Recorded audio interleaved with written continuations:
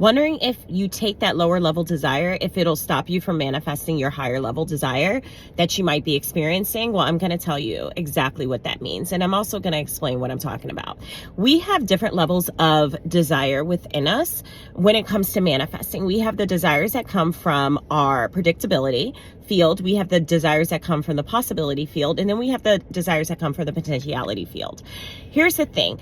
A lot of us are afraid to go to potentiality. Like we dream it, we desire it, we feel it. We say, wouldn't it be fun if this happened? But we have no idea how that could take place.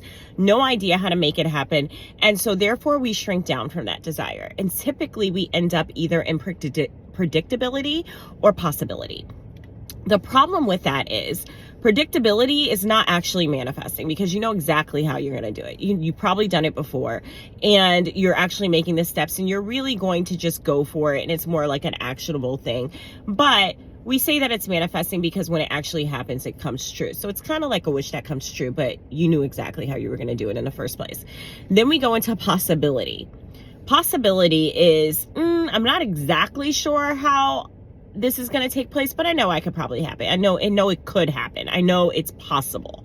And so when you're in the possible stage, it's like, I really want this to happen, but I don't believe that I can have the potentiality. So I just kind of settle here in this space. This is where a lot of people tend to stay in the manifestation process.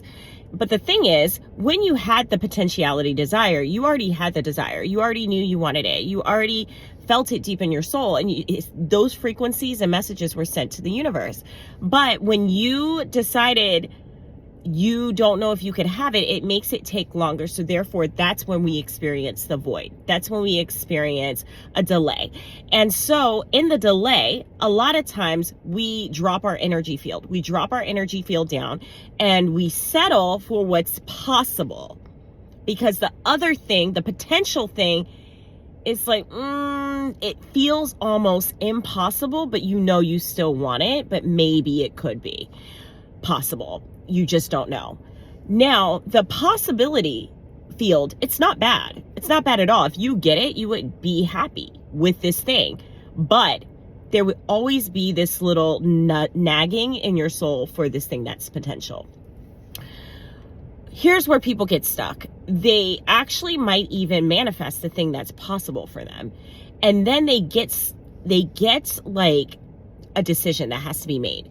It comes across their way and they're like, they know if they take what's possible, it may block them from what's potential.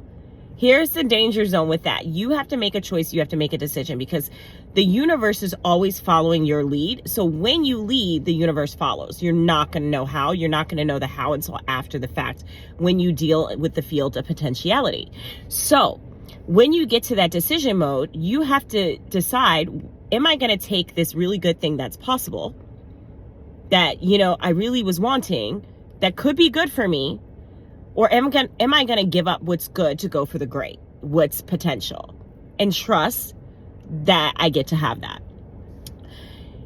The thing is, if you allow yourself to let go of what's possible and to let it go, or to stay true to what your soul is telling you, what your heart is telling you, stay completely authentic and stay open, you'll get to this place where what's possible and giving it up is actually a gift.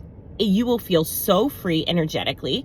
You will let loose and it'll just be like a settling down. It's like almost like an exhale or a deep, fresh breath, because then you'll see the potentiality start to flow in at rapid speed because you are willing to let go of these things that you were like, good, but it's not actually what I want. And therefore you became an open channel for what's potential. But most people get stuck and they settle for what's good because they weren't even sure they were worthy of that thing.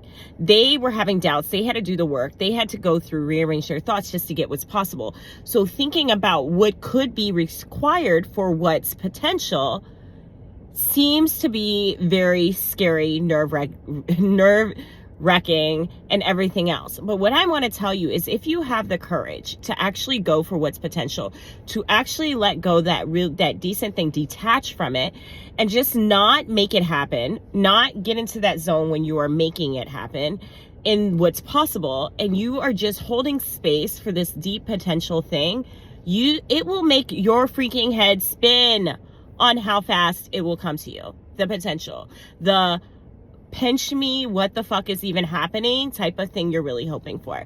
So if you want to experience that pinch me, am I fucking dreaming? Can this really be real life type of receiving?